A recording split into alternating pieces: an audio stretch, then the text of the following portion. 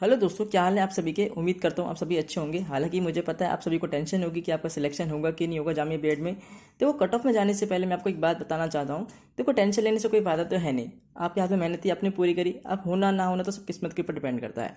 ठीक है। अगर मैं बस एक बात कहना चाहता हूँ, अगर आपका जामिया में हो जाता है बहुत अच्छी बात है, अगर नहीं होता तो प्लीज़ अपना एक साल खराब मत कीजिएगा अगले साल की तैयारी करने के लिए। अगर आप अफोर्ड कर सकते हैं, दिल्ली में तो कोई कॉलेज है नहीं प्राइवेट, तो आप यूपी में नोएडा या ग्रेटर नोएडा से आप कोई भी प्राइवेट कॉलेज से आप बीएड कर लीजिएगा। और वहाँ पे भी आपको जैसे रेगुलर जाना नहीं पड़ेगा, सिर्फ एग्जाम देने और प्रैक्टिकल देने जाना पड़ेगा, तो आपका रेंट भी बच जाएगा और 60 से 70 हज़ार में आपकी बीएड हो जाएगी।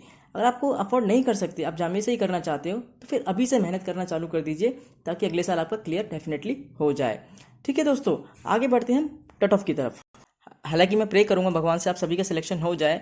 ठीक है। चलो बात करते हैं कट ऑफ की तरफ। देखो, कट ऑफ में बहुत सारे इसमें सब्जेक्ट्स हैं, लैंग्वेज है, तो पर्टिकुलर तो मैं बता नहीं सकता, मैं थोड़ा थोड़ा मोटा मोटा बता सकता हूँ। अगर आपको कुछ पूछना हो तो आप कमेंट में पूछ लीजिएगा कि कितनी कट ऑफ इस बार जा सकती है। ठीक है। जैसे मैं अगर उर्दू की बात करूँ, उर्दू मैथ की, तो ओवरऑल आपकी 136 के आसपास जा सकती है।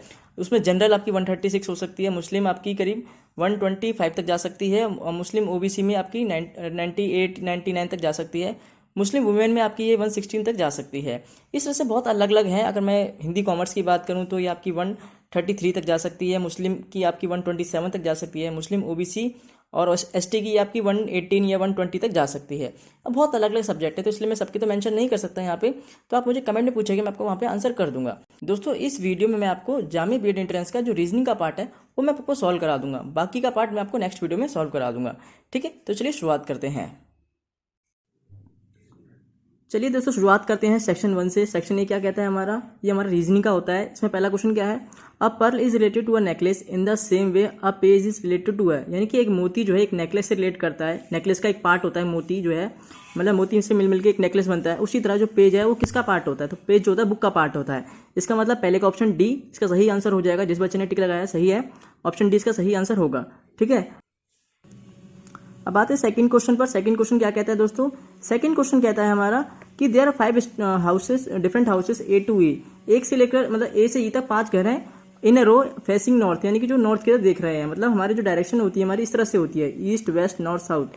ठीक है, नॉर्थ साउथ। और इसमें जब एक बात और लिखी है आगे, लेफ्ट राइट की जब बात की हुई है, तो जब भी बच्चों क्वेश्चन में फेसिंग नॉर्थ या साउथ करके फिर आगे लेफ्ट राइट की जब बात की जाती है ना, तो एक काम करना, उसे वर्टिकली ना रखे, उसे हॉरिजॉन्टली रखना। हालांकि कायदे से हमें वर्टिकली रखना चाहिए क्योंकि नॉर्थ हमारा वर्टिकल पोजीशन में आता है, पर उसे ना वर्टिकली ना रखे, हॉरिजॉन्टली में रखना, क्योंकि उसने लेफ्ट राइट की बात करी है।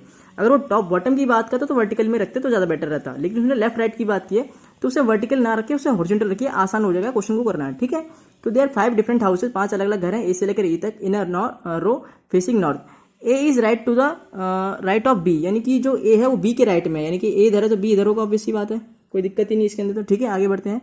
And E is left of C and right of A, यानी ई जो है वो ए के तो राइट में है और सी के लेफ्ट में है, यानी सी से लेफ्ट होगा, ए से राइट हो जाएगा। इस तरह से आसानी से हो जाएगा।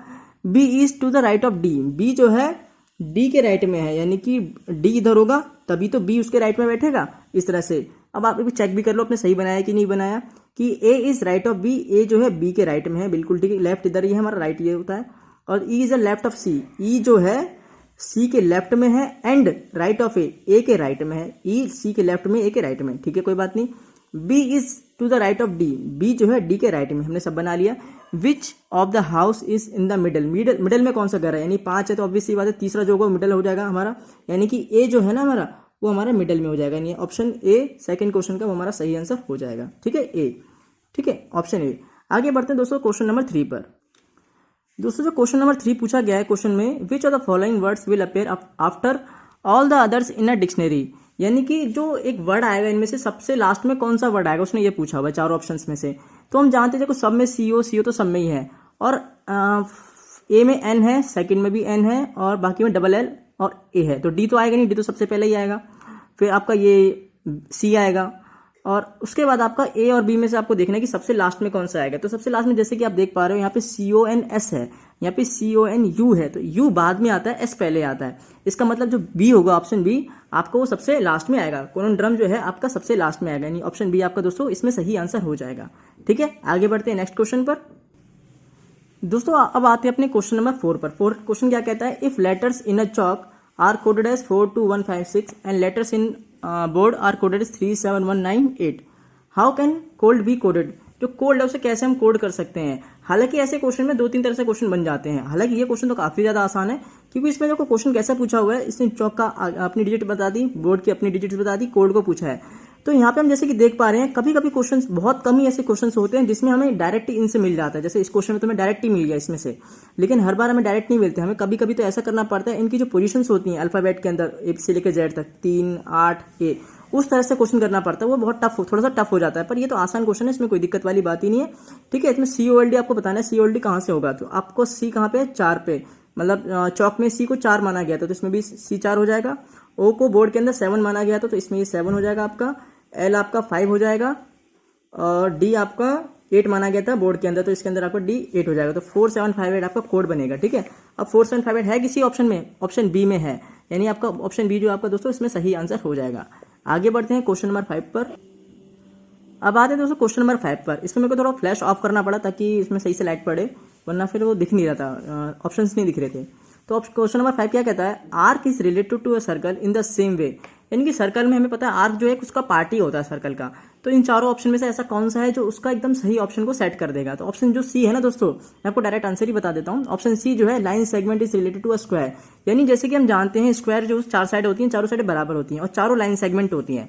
ठीक है, आपको पता ही होगा लाइन, रे और लाइन सेगमेंट में क्या फर्क होता है। तो लाइन सेगमेंट क्या होती है, इसके 2 पॉइंट्स होते हैं, दोनों की इसको मेजर कर सकते हैं। तो लाइन सेगमेंट चारों होती है हमारी, 4 साइड होती है मतलब स्क्वायर के अंदर, और लाइन सेगमेंट क्या होती है कि स्क्वायर का पार्ट होती है। जिस तरह से आर्क हमारा रिलेटेड टू करता है सर्कल इन द सेम वे, इसी वजह से हमारा दोस्तों जो हमारा जो आर्क है जो सर्कल का एक पार्ट होता है, उसी तरह से इनमें से ऐसा कौन सा ऑप्शन है जो एक चीज पार्ट बना रही है। तो यानी स्क्वायर का जो पार्ट होता है ना वो लाइन सेगमेंट होता है, 4 लाइन सेगमेंट से एक स्क्वायर हमारा बनता है।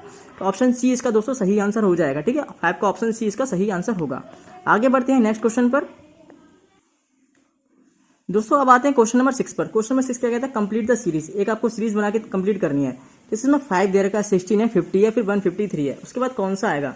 तो इसमें काफी बच्चों ने गलत किया है इसका आंसर। इसका जो आंसर सही बैठेगा, इसका सेट कैसे जो पैटर्न बनेगा वो ऐसे बनेगा। देखो 5 है आपका, 5 का पहला लेटर आपका 5, पहला डिजिट आपका 5 दे रखा है, पहला नंबर, तो उसको 16 तक कैसे पहुंच सकते हैं हम। 5 × 3 + 1, यानी 5 या 15 + 1 16 हो सकता है आपका। तो ये नहीं सेट हो जाएगा। उसका 16 से आपको 50 पे जाना है, तो कैसे जाओगे, 16 × 3 + 2, 16 3 48 + 2 आपका 50 हो जाएगा। यानी कि इसमें आप देख पा रहे हो आपको इंटू 3 करना है, और +1 +2 +3 +4 चलेगा। 15 × 3 + 3 आपका 153 आ जाएगा, और 153 × 3 + 4 आपका दोस्तों क्या आंसर आएगा, आपको जो आंसर आ जाएगा 459 आ जाएगा। यानी कि 153 का 3 से मल्टीप्लाई करोगे आपका 459 आ जाएगा, प्लस में 4 करोगे तो आपका आंसर कितना आएगा, 463। यानी कि ऑप्शन आपका कौन सा, सी। ऑप्शन आपका सी जो है दोस्तों इसमें करेक्ट आंसर हो जाएगा। यानी पैटर्न इसमें क्या बनेगा, पैटर्न बनेगा आपको 3 से मल्टीप्लाई करना है सब में, और उसके बाद +1 +2 +3 एक एक एक्स्ट्रा ऐड करते जाना है। उस तरह से आपका जो पैटर्न होगा सेट बैठेगा, और ऑप्शन सी आपका 463 का करेक्ट आंसर होगा। दोस्तों आगे बढ़ते हैं क्वेश्चन नंबर 7 पर। अब आते हैं दोस्तों क्वेश्चन नंबर 7 पर। क्वेश्चन नंबर 7 क्या कहता है कि इसमें आपको आगे एक इक्वेशन को सॉल्व करना है, लेकिन उसका हर चीज का मतलब उसने बदल दिया। डिवाइड का मतलब प्लस, तो हम यहाँ पे लिख लेते हैं फटाफट पहले। तो दोस्तों टाइम बचाने के लिए मैंने यहाँ पे साइड में लिख लिया है। क्या इसने बोला कि आपका डिवाइड का मतलब प्लस है, माइनस का मतलब डिवाइड है, मल्टीप्लाई का मतलब माइनस है, और प्लस का मतलब मल्टीप्लाई है। तो चारों चीजें मैंने यहाँ पे लिख दी है। डिवाइड का मतलब उसने प्लस बताया है, माइनस का मतलब उसने डिवाइड बताया है, मल्टीप्लाई का मतलब माइनस बताया है, और प्लस का मतलब मल्टीप्लाई बताया है। अगर ऐसा है तो इस इक्वेशन को सॉल्व करके दिखाओ बच्चों।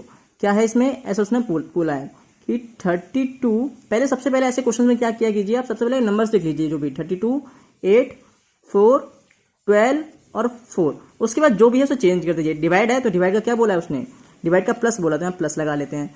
उसके बाद क्या है माइनस, माइनस को क्या बोला उसने, डिवाइड, तो हम यहाँ पे डिवाइड लगा लेते हैं। उसके बाद उसने क्या बोला है मल्टीप्लाई, मल्टीप्लाई का मतलब क्या है माइनस, तो हम माइनस लगा लेते हैं। उसके बाद क्या है प्लस, प्लस का मतलब क्या है मल्टीप्लाई, ये है। अब इसको सॉल्व करके दिखाना है बच्चों आपको, ठीक है।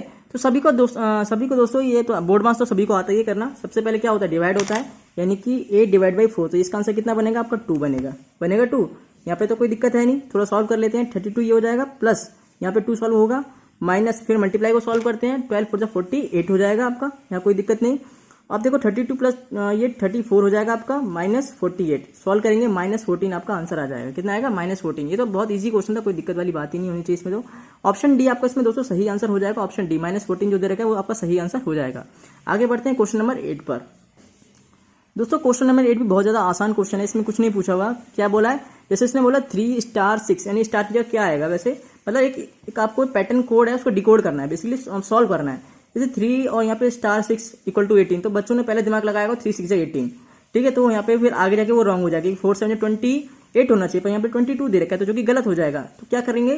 3 + 6 9, 9 का दुगना कर देंगे 18, 4 + 7 11, 11 का दुगना कर देंगे 22, 9 + 1 10, 10 का दुगना 20, 5 2 7, 7 का दुगना 14, यानी कि ऑप्शन कौन सा सही होगा? 14, यानी कि ऑप्शन बी आपका इसमें दोस्तों सही आंसर हो जाएगा। ये बेसिक क्वेश्चन है, इसलिए मैं आपको डायरेक्टली फोन पे बता रहा हूँ। जो कैलकुलेशन वाले होंगे उसको मैं आपको पेज पे कराऊंगा। ओके, अब आते हैं बच्चों क्वेश्चन नंबर 9 पर, जो कि एक अच्छा क्वेश्चन है, कंफ्यूजिंग क्वेश्चन है। कंफ्यूज कैसे करना है? क्वेश्चन है कि pick the number that is different from the rest, यानी कि आपको जो सबसे अलग नंबर है वो बताना है चारों ऑप्शंस में से। तो क्या है? एक 729 है, 343 है, 216 है और 481 है। बच्चों ने जो सबसे पहले दिमाग लगाया होगा वो ऑड इवन को देख के लगाया होगा कि ए सी डी ऑड है और बी इवन है, तो शायद उसको टिक कर दिया होगा। पर इसमें बच्चों थोड़ा दूसरा लॉजिक लगाया जा सकता है। वो क्या होगा? जो 729 7 का 9 का क्यूब होता है, 343 7 का क्यूब होता है, और ऑप्शन बी 216 जो आपका 6 का क्यूब होता है, ऑप्शन डी किसी का क्यूब नहीं होता। तो बच्चों इसमें अगर वो नंबर ऑड इवन से ही देता तो कोई और से भी नंबर दे सकता था, पर उसने क्यूब ही पर्टिकुलर में क्यों दिया? तो आपका क्यूब के तरीके से ही आपको सोचना पड़ेगा उसे। तो ऑप्शन डी जो है ना 481, वो किसी का क्यूब नहीं होता, तो ऑप्शन डी ही इसका दोस्तों करेक्ट आंसर होगा। बच्चों ने बी भी टिक लगाया होगा ऑड इवन को देखते हुए, पर वो गलत आंसर हो जाएगा, क्योंकि अगर उसे ऑड इवन ही देने होते तो कोई से भी नंबर दे सकता था, वो क्यूब पर्टिकुलर नहीं देता। पर उसने पर्टिकुलर क्यूब 3 दे रखे हैं, 729, 343 और 216, पर 481 किसी का क्यूब नहीं होता। तो ऑप्शन डी यही आपका सही आंसर होगा, यानी 9 का ऑप्शन डी आपका दोस्तों सही आंसर हो जाएगा। आगे बढ़ते हैं क्वेश्चन नंबर 10 पर। अब आते हैं दोस्तों क्वेश्चन नंबर 10 पर, जो कि एक अच्छा क्वेश्चन लगा मुझे। A is 3 years older than B and 3 years younger than C. यानी सबसे पहले एक ही बात करते हैं, इसमें सबसे पहले तीनों को लिख लेते हैं, ए बी और सी को हमने लिख लिया। अब इसने कैसा पूछा गया? अब बच्चों को एक एक्स मानते हैं बच्चे, किसी हर बच्चे का अलग अलग करने का तरीका होता है, पर एक मैं स्टैंडर्ड तरीका बता दूं जिससे आपका आंसर हमेशा सही आएगा। क्या करना है? जैसे बच्चे उसने बोला A is 3 years older than B, A जो है वो बी से तो 3 साल क्या है? बड़ा है, एंड 3 years younger than सी, सी से 3 साल छोटा है, यानी कि सी को ही एक्स मान लो बच्चों। क्या करो? सी को एक्स मान लो। उसके बाद क्या करोगे बच्चों? आप ए को x - 3 मान लोगे, यानी सी आपका x है तो ए उससे 3 साल छोटा है, तो x - 3 हो जाएगा। अब आगे क्या है? उसने बोला ए जो है 3 साल बड़ा है बी से, तो बी के लिए कैसे बनाओगे आप? अब बच्चा यहाँ सोचेगा कि इसको जब मुझे 3 साल बड़ा करना है तो x - 3 + 3 कर देगा, तो कट के तो x ही बन जाएगा, तो x हो नहीं सकते हैं, यानी तो गलत हो जाएगा। तो क्या करोगे बच्चों? आप यहाँ देखोगे जो बी है वो 3 साल बड़ा है, 3 साल बड़ा है, इसका मतलब क्या होगा दोस्तों? इसका x - 6 होगा। कितना होगा? x - 6। अगर आप इसे सॉल्व करोगे आप कि b जो है,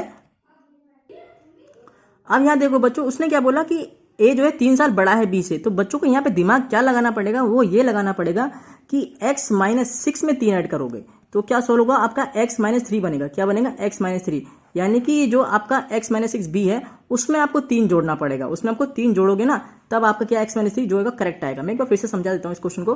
जैसे उसने बोला कि 3 बच्चे हैं a b c, a जो है वो b से 3 साल बड़ा है, a जो b से 3 साल बड़ा है और c से 3 साल छोटा है, तो हमने c को ही x मान लिया, तो c को x मान लिया, तो a क्या हो जाएगा मेरा? x - 3, यानी 3 साल छोटा हो जाएगा। बहुत ईजी है, यहाँ तो खत्म हो गया। बात आती है बी कंफ्यूज करता है, तो बी के लिए क्या करेंगे स्टेटमेंट? x - 3 + 3 नहीं बनाएंगे, वरना तो वो x बना देगा, कट के तो खत्म हो जाएगा, x बचेगा, तो b और c दोनों x हो जाएंगे, वो तो पॉसिबल नहीं है। तो क्या करना पड़ेगा बच्चों? ये x - 3 है और ये 3 साल बड़ा है b से, तो इसका मतलब b क्या होगा? x - 6 होगा। वो क्या होगा? x - 6 होगा। अब आप चेक कर सकते हो आपने सही बनाया कि नहीं बनाया। तो क्या करोगे बच्चों? आप x - 6 जो कि b है वो, और वो 3 साल छोटा है, यानी कि a 3 साल बड़ा है, यानी 3 साल a बड़ा है। अब ये a हो गया ये। अब जो सॉल्व करोगे तो x - 3 आ जाएगा, जो कि आपका सही आंसर आया है। इसका मतलब क्या होगा दोस्तों? इस तरह से आपको इस क्वेश्चन को डील करना है। अब क्वेश्चन क्या पूछा? क्वेश्चन पूछा कि हाउ, आगे भी है कि b and d are twins, यानी कि जो b की एज है वही d की एज है, यानी कि b अगर x - 6 है तो d भी मेरा कितना है? x - 6 ही है। आगे क्या पूछा कि how many years older than d is c, यानी कि बच्चों क्वेश्चन ने ये पूछा है, यानी कि C जो है वो D से कितना बड़ा है, C जो है वो D से कितना बड़ा है, C x है और D x - 6 है, यानी 6 साल जो है क्या है? C बड़ा है D से, 6 साल क्या है? C D से बड़ा है, तो ऑप्शन में है 6, ऑप्शन में है ऑप्शन C जो आपका सही आंसर हो जाएगा। बहुत इजी क्वेश्चन है, A B C, C x माना, A 3 साल छोटा होगी तो x - 3, अब ये बी से 3 साल बड़ा है तो वो x-6 हो गया, और जितनी एज बी की है उतनी ही एज डी की भी है, यानी कि डी भी x-6 हो जाएगा। अब पूछा है सी कितना बड़ा है डी से, तो डी भी x-6 ही है और ये x है, तो कितना बड़ा है, 6 साल बड़ा है, सिंपल सी बात है, ये x है, ये x-6 है, 6 साल छोटा है जब डी है, तो ऑब्वियस सी बात है ये सी 6 साल बड़ा ही होगा। तो 10वें का ऑप्शन सी आपका सही आंसर हो जाएगा। फिर भी आपको कोई दिक्कत आई है तो कमेंट में करना, कमेंट बॉक्स में पूछना, मैं आपको आंसर वहाँ पे कर दूंगा। ठीक है दोस्तों, आगे बढ़ते हैं क्वेश्चन नंबर 11 पर। अब आते हैं दोस्तों क्वेश्चन नंबर 11 पर। क्वेश्चन नंबर 11 क्या कहता है, क्वेश्चन नंबर आपका 11 कहता है कि identify the pattern and complete the series. क्या करना है आपको, पैटर्न को आइडेंटिफाई करना है और सीरीज को कंप्लीट करना है। क्या बोल रखा है, 113 113 931। मुझे लगता है आपको विजिबल होगा, कोई दिक्कत नहीं आएगी, नहीं आए तो फिर भी कमेंट में पूछना, मैं आपको बता दूंगा, मुझे लगता है विजिबल तो होगा इतना। ठीक है, तो क्या करेंगे अब इसको, कैसे पैटर्न को, इसको मतलब डिकोड कैसे करेंगे, कैसे इसने सेट कर रखा है 113931, कैसे डिकोड करेंगे। तो देखो बच्चों, इसका जो बहुत लॉजिक, थोड़ा सा लॉजिक लगाना पड़ेगा आपको। कैसे करोगे, देखो 1 इंटू सबसे पहले आप 0 से मल्टीप्लाई करो और उसमें 1 ऐड कर दो। ठीक है, तो 1 इंटू 0 0 हो गया, प्लस 1 आपका कितना आंसर आएगा, 1 ही आएगा।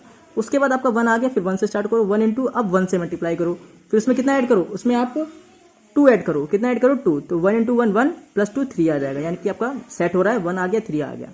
आगे बढ़ते हैं, 3 इंटू अब एक और आगे ऐड करो 2 से मल्टीप्लाई, और उसमें भी एक एक्स्ट्रा ऐड करो 3, यानी 3 2 6 प्लस 3 कितना हो गया 9, आपका 9 भी सेट हो गया।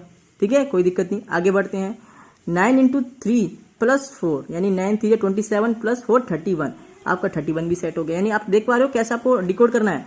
आपने देखा कि हमें क्या करना है, 0 मल्टीप्लाई करना है सबसे पहले, फिर 1 फिर 2 फिर 3 फिर 4, और यहाँ पे हमें ऐड करना है 1 2 3 4। अब आगे बढ़ते हैं, 31 का मल्टीप्लाई कैसे करेंगे, 3 के बाद 4 आता है और 4 के बाद क्या ऐड करना पड़ेगा 5, तो 31 4 जा कितना होता है बच्चों, 4 1 जा 4 4 से 12 124 प्लस 5 129, यानी इसका आंसर कितना आ जाएगा 129, और 129 है ऑप्शन में, ऑप्शन सी है, तो ऑप्शन सी दोस्तों आपका क्या होगा, इसका करेक्ट आंसर हो जाएगा, ऑप्शन नंबर सी आपका इसमें करेक्ट आंसर हो जाएगा 129। आगे बढ़ते हैं क्वेश्चन नंबर 12 पर। अब आते हैं दोस्तों अपने क्वेश्चन नंबर 12 पर। क्वेश्चन नंबर 12 क्या कहता है, in a certain code flower FLOWER flower is written as इस code DNMYCT, how will petal be written in this code. इस कोड में कैसे हम पेटल को लिखेंगे। तो यहाँ पे एक की दे रखा है और दूसरा हमसे कोड पूछा गया, तो कैसे करेंगे दोस्तों। इसको करने का जो तरीका होता है, सबसे पहले दोस्तों आप इसके जो लेटर्स होते हैं ना अल्फाबेट के, वो लिखा करो कौन से नंबर पे आता है। जैसे F6 पर आता है, L12 पर आता है, O15 पर आता है, W23 A से लेकर Z में W23 आता है, E5 आता है और R 18 आता है। ठीक है, और D कितना आता है, D आपका 4 पे आता है, M 14 पे आता है, M 13 पर आता है, Y 25 पर आता है, C 3 पर आता है और T 20 पर आता है। मैं तो कहता हूँ आप 1 से लेकर 20 तक याद ही कर ले, मतलब पूरा याद कर ले तो आपके लिए अच्छा रहेगा। P कितने पर आता है, P 16 पर आता है, E 5 पर आता है, T 20 पर आता है, A 1 पर आता है और L 12 पर आता है। तो बच्चों इसमें किया क्या है, इसने लॉजिक क्या लगाया, देखो यहाँ पे 6 है, यहाँ पे 4 है, इसने क्या किया -2 सबसे पहले किया, यहाँ पे 12 है, यहाँ पे 14 पे आ रहा है, इसके यहाँ पे +2 किया, फिर यहाँ पे इसने -2 किया, फिर 23 से 25 +2 किया, फिर इसने -2 किया, यानी कि minus plus minus plus minus का पैटर्न ये लेके चल रहा है। तो हमें भी क्या करना पड़ेगा, सबसे पहले माइनस करना पड़ेगा। 16 है तो 16 के 2 कम करेंगे 14, और 14 की जो पोजीशन होती है वो n होती है। 5 है, 5 में 2 ऐड करेंगे 7 आ जाएगा। 7 की जो पोजीशन होती है वो g होती है। t है 20, 20 में 2 कम करेंगे तो 18 आ जाएगा। 18 की जो पोजीशन होती है वो r होती है। a इसमें अब 2 ऐड करना पड़ेगा, माइनस प्लस माइनस, अब प्लस करेंगे तो 1 में 2 ऐड करेंगे 3 आ जाएगा। 3 की जो पोजीशन होती है वो c होती है। l 12 पर होता है तो माइनस हो गया, प्लस हो गया, माइनस हो गया, प्लस, अब फिर से माइनस करना पड़ेगा। तो 12 में 2 कम करेंगे 10 आ जाएगा। 10 की जो पोजीशन होती है वो क्या होती है आपकी, 10 की जो पोजीशन आपकी जे होती है, तो NGRCJ आपका आंसर बन जाएगा। तो है ऑप्शन में कोई NGRCJ, ऑप्शन ए है दोस्तों, ऑप्शन ए NGRCJ आपका सेट हो रहा है, यानी कि ऑप्शन ए दोस्तों आपका सही आंसर इसके अंदर हो जाएगा, ऑप्शन ए। ठीक है, कोई दिक्कत तो नहीं है। यही क्वेश्चन आते हैं दोस्तों, ऐसे क्वेश्चन बहुत ज़्यादा इस बार मैंने देखा, जो 5-6 क्वेश्चन आए वो CGL जैसे क्वेश्चन पूछे गए, जो SSC CGL में पूछे जाते हैं, इसलिए मैं ज़्यादा CGL की वीडियो बना देता हूँ उसमें, क्योंकि काफ़ी आजकल रीजनिंग ना CGL लेवल की थोड़ी आ रही है हर जगह, क्योंकि CGL सबसे एक जो गवर्नमेंट जॉब के एग्जाम्स होते हैं 3rd नंबर पर मैं मानता हूँ आता है। पहला IAS यानी UPSC, दूसरा PCS, तीसरा CGL। वो CGL कुछ ज़्यादा हो जाता है, 3rd नंबर पर CGL आता है इंडिया के अंदर गवर्नमेंट जॉब के एग्जाम्स के अंदर। ठीक है दोस्तों, 12 में आ गया आपका, तो आपका ऑप्शन ए आपका इसमें सही आंसर हो जाएगा। ऐसे क्वेश्चन में आपको क्या करना होता है, सबसे पहले उनके जो भी डिजिट्स हैं एंड जो भी लेटर्स हैं उनको उनकी एक्चुअली जो नंबर होते हैं उनमें लिखिए, फिर चेक करिए, उसके बाद अपना कर लीजिए। थोड़ा टाइम लगता है पर प्रैक्टिस करते करते आपको इसमें महारत हासिल हो जाएगी। ठीक है, आगे बढ़ते हैं दोस्तों क्वेश्चन नंबर 13 पर। अब आते हैं दोस्तों क्वेश्चन नंबर 13 पर। 13 क्या कहता है, pigeon is related to bird in the same way as B is related to, यानी कि जो कबूतर होता है अगर वो एक बर्ड यानी पक्षी से रिलेट करता है तो उसी तरह जो मधुमक्खी होती है वो किससे रिलेट करती है। तो इसमें आएगा ऑप्शन बी आएगा मेरे हिसाब से, इंसेक्ट इसका आंसर सही आंसर होना चाहिए। ऑप्शन बी इसका दोस्तों सही आंसर हो जाएगा। ठीक है, ऑप्शन बी इसका सही आंसर होगा। आगे बढ़ते हैं क्वेश्चन नंबर 14। क्वेश्चन नंबर 14 भी इजी है, काफी ज्यादा इजी क्वेश्चन आए 2-4 क्वेश्चन को छोड़कर। कहता है कि pick the odd one out, जो सबसे अलग है उसको बताइए। तो आर यानी घंटा, मिनट यानी कि जो आपके मिनट होते हैं, सेकंड्स, क्लॉक। जो क्लॉक है वो तीनों में अलग है, क्योंकि बाकी जो है आपको मेजर करते हैं, घंटा 1 घंटे 60 मिनट, मिनट है, सेकंड है, लेकिन क्लॉक के ये पार्ट्स होते हैं बाकी सारे। तो यानी कि क्लॉक जो होगा वो इसके अंदर डिफरेंट हो जाएगा, यानी ऑड हो जाएगा, बाकी तीनों एक तरह से सिमिलर ही होते हैं। ठीक है, तो इसमें ऑप्शन डी आपका 14 का ऑप्शन डी इसमें दोस्तों सही आंसर हो जाएगा। आगे बढ़ते हैं क्वेश्चन नंबर 15 पर। अब बात है दोस्तों क्वेश्चन नंबर 15 पर, जो कि मुझे इस पूरी रीजनिंग का सेक्शन ए का सबसे अच्छा क्वेश्चन लगा। थोड़ा कंफ्यूजिंग क्वेश्चन था। कैसे पूछा इसने, कंप्लीट द सीरीज को कंप्लीट करने के लिए पूछा हुआ। 2-3 क्वेश्चन इस बार सीरीज के पूछे गए, 6, 4, 3 और फिर उसके बाद 12/5 पूछ लिया, यानी कि पहले तो नंबर चल रहे हैं, उसके बाद फ्रैक्शन में एक नंबर डाल दिया, फिर आगे ऑप्शन में पूछ लेगा आगे बताओ कौन सा होगा। तो इसमें बच्चों कैसे आप इसको डील करोगे, इस क्वेश्चन को देखो कैसे करना है आपको, ऐसे करना। बाकी सबके अलग अलग तरीके होते हैं, जो मुझे सही लगा मैं आपको बताता हूँ। जैसे आप सबसे पहले तो आपके जिस दिमाग में जाता है वो बच्चों डिफरेंस ही जाता है। 6 में से 4 गया 2, 4 में से 3 गया 1, और इसको अगर आप सॉल्व करोगे ना बच्चों, तो इसका आपको सॉल्व करने पे आपको मिलेगा 2.4 आपको मिलेगा। कितना मिलेगा, 2.4 मिलेगा। और 1 और 2.4 को अगर देखोगे आप 3 से 2.4 में जो डिफरेंस देखोगे वो आपका 0.6 का डिफरेंस आएगा। यानी आप एक चीज़ तो नोट कर रहे हो बच्चों, यहाँ पे डिफरेंस 2 का था या 1 का है या 0.6, यानी अब आगे वाले जो आने वाला जो नंबर होगा 12/5 और इस वाले नंबर का जो डिफरेंस होगा वो डेफिनेटली 0.6 से क्या होगा, कम होगा। कितना होगा, 0.6 से कम होगा। दूसरी बात, यहाँ पे 6 है, 4 है, 3 है और ये 2.4 है, मतलब 6, 4, 3, 2.4। अब जो आने वाला नंबर होगा वो 2.4 से क्या होगा, कम होगा। नंबर आने वाला 2.4 से कम होगा और इन दोनों के बीच में जो डिफरेंस आएगा वो 0.6 से कम होगा। तो ऐसा कौन सा नंबर हमें नजर आ रहा है या कौन सा नंबर ऐसा हो सकता है, चेक कर लेते हैं। 8/3 देखेंगे तो 8/3 बच्चों आपका जो सॉल्व करोगे ना आप 8/3 को, तो आपका कितना बैठ जाएगा, वो करीब आपका बैठे लगभग आपका 2.6 बैठ जाएगा, आपका लगभग 2.6 बैठेगा। यानी ये तो 2.4 से ज्यादा हो जाएगा, यानी ये तो हो नहीं सकता। तो ऑप्शन ये आपका क्या होगा, गलत हो गया, ऑप्शन ये आपका नहीं होगा। अब आगे चेक करते हैं ऑप्शन बी। ऑप्शन बी क्या कहता है, 8/5 कहता है। अब 8/5 अगर आप इसे सॉल्व करने बैठोगे ना दोस्तों, तो ये आ जाएगा आपका करीब 1.6 आ जाएगा। कितना आ जाएगा, 1.6।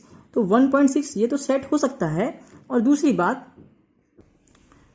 ये बच्चों कि यहाँ पे 2.4 था, ये 12/5 हमारा 2.4 था। अब जो हमारा नंबर आ रहा है 8/5 जो है, उसको मैं सॉल्व करता हूँ तो वो मेरा 1.6 आ जाएगा। कितना आ जाएगा, 1.6। पर एक चीज़ और चेक करनी पड़ेगी पहले मुझे कि 2.4 जो मेरा 12/5 है और जो नेक्स्ट नंबर मेरा 1.6 बन रहा है, और इन दोनों का डिफरेंस अगर मैं निकालूँ तो वो डिफरेंस जो मेरा निकलेगा ना वो 0.8 निकल जाएगा, जो कि मेरा 0.6 से ज़्यादा हो जाएगा, जो कि नहीं होना चाहिए था, इसका मतलब मेरा ऑप्शन बी भी गलत हो जाएगा। ए भी कट गया और बी भी कट गया। अब बात करते हैं ऑप्शन सी की, 13/5। इसको अगर सॉल्व करोगे तो आप 10, 3, 0, 2.6 आ जाएगा, तो जो कि क्या होगा, इसी से ज़्यादा हो जाएगा। तो ये तो वैसे भी पॉसिबल नहीं है।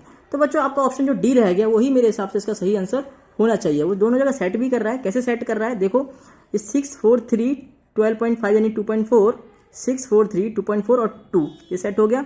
अब इन दोनों के बीच में डिफरेंस देखूंगा अगर मैं 2.4 और 2 के बीच में, तो मेरा आ जाएगा 0.4, जो कि मेरा 0.6 से कम भी है। तो बाकी चारों ऑप्शन में देखने पर हमें यही पता चलता है कि ऑप्शन डी जो है हमारा सही आंसर हो जाएगा। बाकी आपको क्या लगता है, आपको मुझे इसका कमेंट में बताइए, पर इसका मेरे हिसाब से इसका आंसर ऑप्शन डी ही होना चाहिए। ठीक है तो दोस्तों ये वीडियो काफ़ी लंबी हो रही है, इसलिए आगे के क्वेश्चन जो है मैं आपको नेक्स्ट पार्ट में कराऊंगा।